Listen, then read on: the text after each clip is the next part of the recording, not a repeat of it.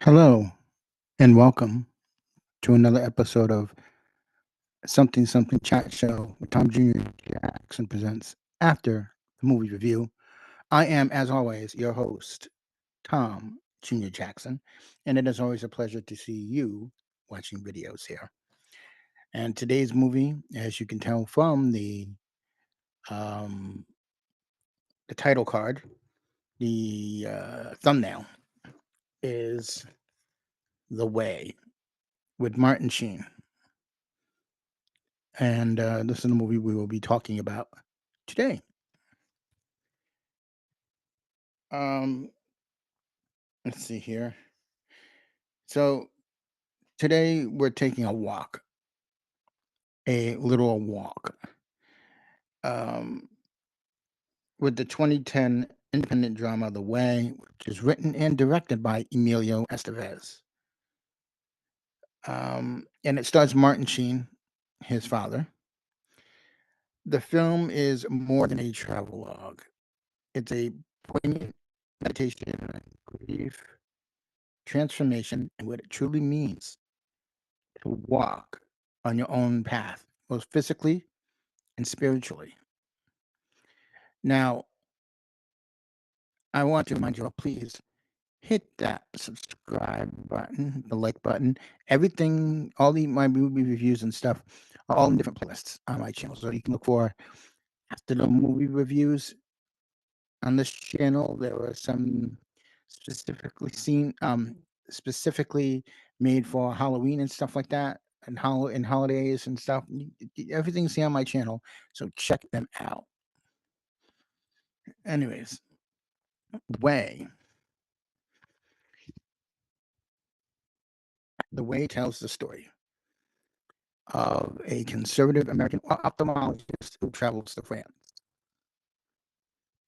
to collect the remains of his son Daniel, who died during a storm attempting the Camino de Santiago, which is also known as the Way of St. James. Okay, so this is a real thing that they do. It's Spain. It's a real thing that people do. They make a pilgrimage to um, Spain every year, and they do this walk. In a moment of profound grief and spontaneity, Tom, who was played by um, Martin Sheen, decides to embark on the pilgrimage himself to carry his son's ashes and finish the journey. Daniel is also played by Estevez, once again, the son of Martin Sheen. Well, that's the basic premise. What follows more than just a physical quest north of Spain. It's a soulful, character-driven story that intertwines with Tom's emotional arcs and the eclectic pilgrims he meets along the way. So you have a man who's played by Martin, very much caught up in his own ways to um, to live life, to what he does with his life, and how he lives it. And he believes that working every day and paying your bills and all that stuff, that's the way you live your life. But Daniel decides he doesn't want to complete his graduate degree, and decides he wants to travel, and that's basically how it starts. So let's talk about Martin Sheen. Okay, his performance is restrained, deeply human, and filled with quiet emotion. There's no melodrama here. Just a man grieving and questioning and evolving step by step. Um, Martin Sheen plays Tom with the kind of nuisance internal internality, I believe the word is, that only seasoned actors can manage. Now, there's a eclectic supporting cast who is very delightful. York Van Vargenhagen, played by Juice, who plays Joost, a jovial Dutchman trying to lose weight for his daughter's wedding. And then you have Deborah Kara Unger, who plays Sarah, a Canadian woman with a hard and tragic past, and James Nesbitt, who was in The Hobbit, if you remember him. He plays Jack, an Irish writer with a serious case of writer's block. And he provides both comic relief and physical insight. Each character brings their own baggage, and both literally and emotionally, they each slowly unpack it as the journey progresses.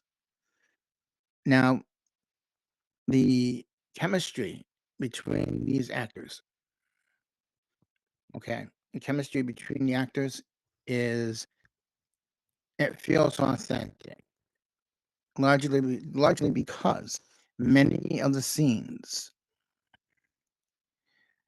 were improvised and loosely scripted, and this gives them a very naturalistic feel. And it's like we're walking along with the people. We are taking the journey with these characters, and it's it it feels great. There are very few movies where feel that um you feel that you're following the journey with it. I think the only one that comes to mind is Almost Famous, the bootleg edition, where it was called Untitled. In that film, you feel you're actually on the journey with the characters in the film. Now, like I said, it's like you were walking along with real people rather than watching a fictional tale unfold. Um, and like I said, each character has problems, their own, um, their their own. I don't want to say acts, but their own nut to crack. Now, the cinematography is virtually stunning in the way it's shot entirely on location across Camino Francis route. The film captures the breathtaking landscapes of northern Spain, from the sea mountains to medieval villages. But this just isn't eye candy. It's very, very symbolic. Camino becomes a character in itself, one that challenges, heals, and humbles those who trust it. Now, the screenplay allows there is no rush with this movie. It is, you get these long, silent walking scenes that punctuate the narrative, and they work. They actually work. Watching the scenes unfold, film. Um, so as you watch, it gives you time to reflect, and like the programs do, and that's what you call the people level. This this route. Um, the soundtrack is another quiet gem. It blends traditional Spanish music and tracks from artists like Morissette and Coldplay. The music never overwhelms, and that's the beautiful thing about this movie. The music is like an undertone to this film. It's very much, it's there. You hear it, but it doesn't overtake. Doesn't overtake you. Well, or the film, I should say, complements it. It underscores the emotion and rather than dictate it. And that subtlety matches perfectly. So you're probably wondering what's the theme of the film? And it's about personal through grief. Tom, as I said before, Tom starts off as a man defined by routine and control. Those people set in their own ways. Something Daniel, which by the way is played in flashbacks and cameos by Emilio Estevez himself, and he rebelled against it. Daniel rebels against um, routine and control. But through the Camino, Tom is stripped of the preconceptions and forced to engage with others and made to reevaluate the life he thought he was satisfied with. So you have a character who is someone that very much changes. He he goes and changes into the father he wishes he could have been. But there's a strong motif of communal healing. Each pilgrim is walking for a different reason, and like their wounds aren't always neatly resolved. The act of walking together,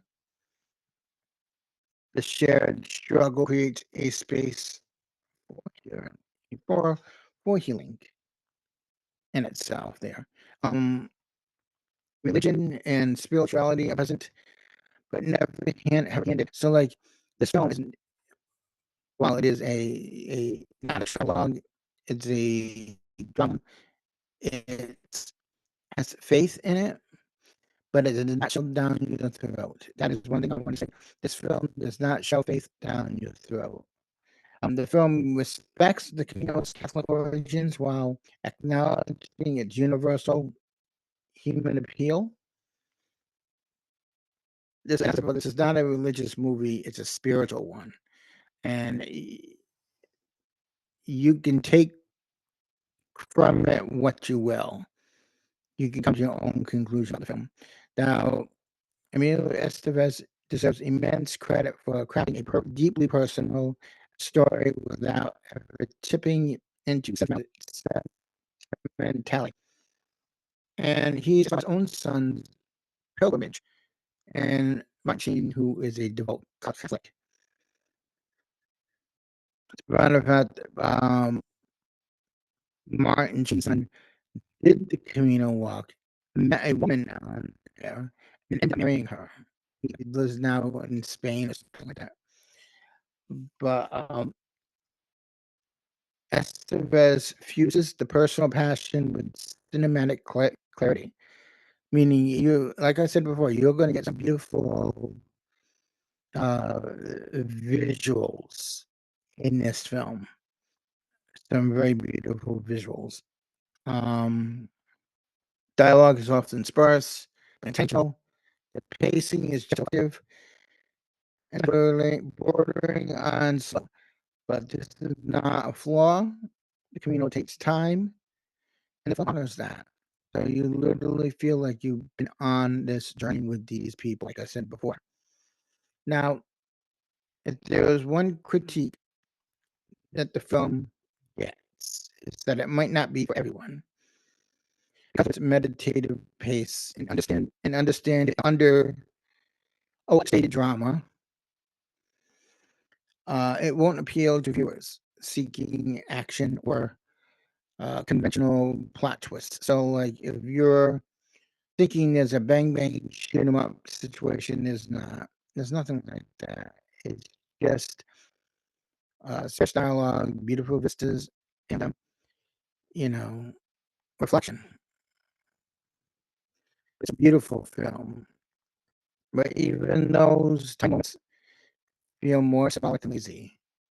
It does not feel lazy at all. It feels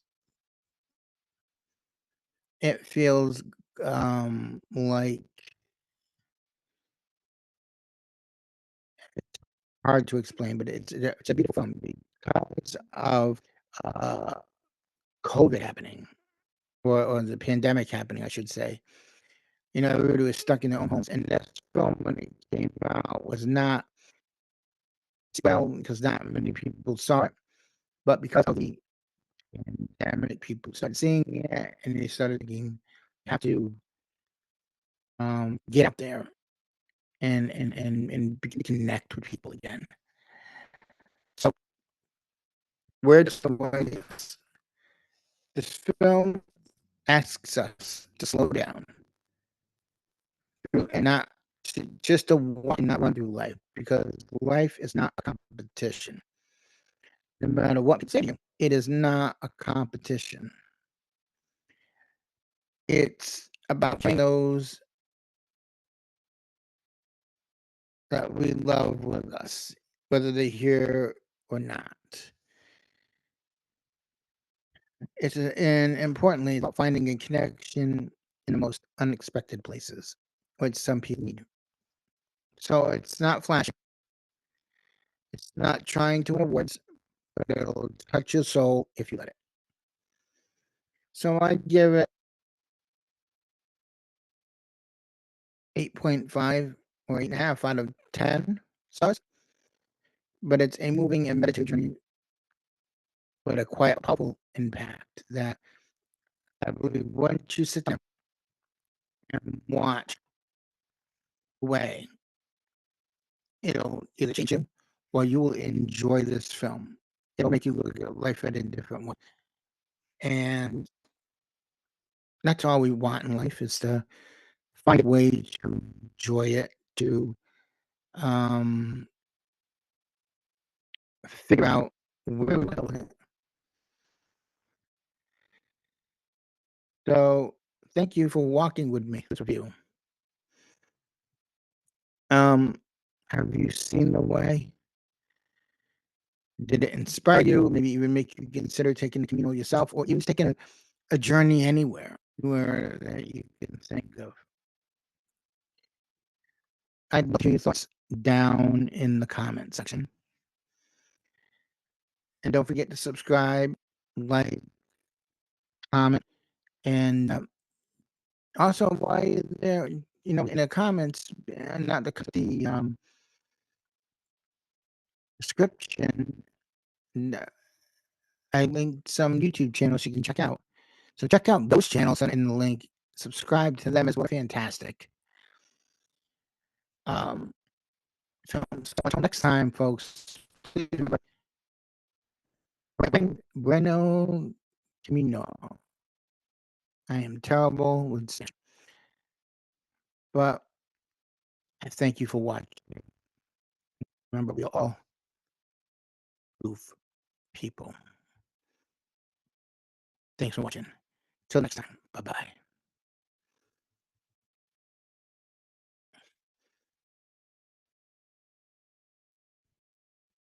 No, really.